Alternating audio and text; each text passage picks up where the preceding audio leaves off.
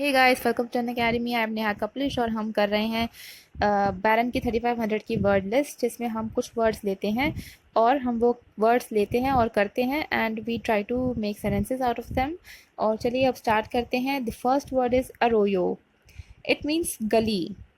ठीक है, it's noun form. इसका मतलब until the heavy rains of the past spring this arroyo had been a dry bed. मतलब अब जैसे आप जो गली बोलते हैं ना हिंदी में, वो एक्चुअल में इंग्लिश से बना हुआ है। इंग्लिश में जो वर्ड था गली, उससे ही हम हिंदी का गली बनाया है हमने। तो मतलब वो एक तरह से जो एक छोटी सी पतली सी गली होती है, बेसिकली वही अरोयो है। तो मतलब वो कह रहे हैं कि बारिश आने से पहले ये जो गली थी, ये एक तरह से सूखा ही हुआ था, सूखी हुई थी, लेकिन अब ये क्या है, ये बहुत ज़्यादा भर गई है पानी से। Arsenal, it's a noun form. It means जहाँ पे हम मिलिट्री के जो हथियार होते हैं, जो इक्विपमेंट्स होते हैं, वो रखते हैं, स्टोर करते हैं, उसको आर्सेनल बोलते हैं। Okay. People are forbidden to smoke in the arsenal for fear that a stray spark might set off the munitions stored there. अब आप जानते ही हैं कि जो हथियार होते हैं उसमें बारूद होता है, और बारूद किससे सेट ऑफ होता है? एक स्पार्क से, राइट। तो अब अगर वहाँ पे वो स्मोक करेंगे और मान लीजिए कि किसी भी तरह से कोई चिंगारी अगर मान लीजिए हथियार पे लग गई, तो कितना बड़ा धमाका होगा, कितनी तबाही होगी। इसलिए स्मोक को वहाँ पे नहीं करने देते।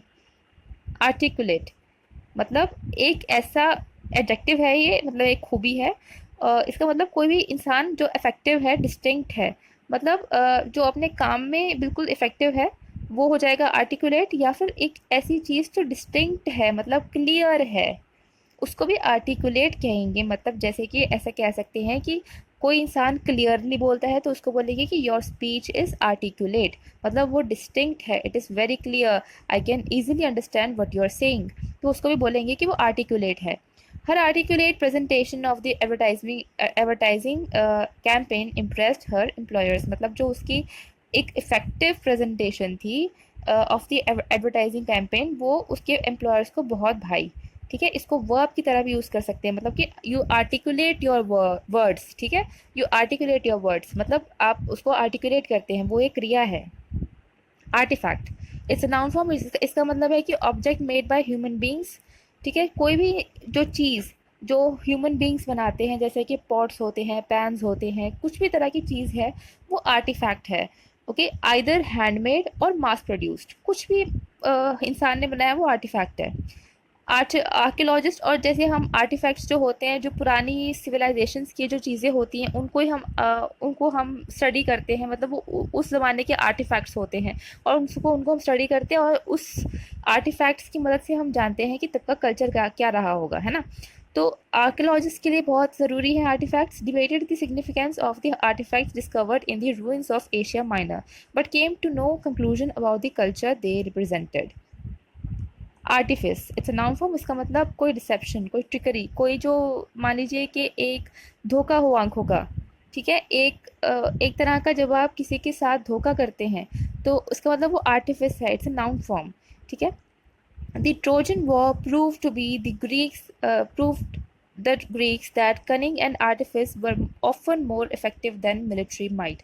मतलब जो ग्रीक्स थे, उन्होंने ट्रोजन वॉर में क्या किया था, उन्होंने एक घोड़ा भेज दिया था ट्रॉय के अंदर, राइट। और क्योंकि वो ट्रॉय को वैसे वो नहीं सिटी के अंदर जा सकते थे, तो उन्होंने जो एक वुडन घोड़ा था, उसके अंदर वो सोल्जर्स को छुपा के अंदर को उन्होंने भेज दिया, एक गिफ्ट बोल के। तो मतलब वो एक तरह का धोखा था, एक आर्टिफिस था। तो अब जब लोग सो गए रात को, तो उस घोड़े में से सारे सोल्जर बाहर आ गए और उन्होंने वहाँ पे हमला बोल दिया। सो ग्रीक्स ने ये समझ लिया कि मिलिट्री के माइंड से कहीं ज़्यादा जो इम्पोर्टेंट है, वो कभी कभी ट्रिकरी होती है और डिसेप्शन होता है।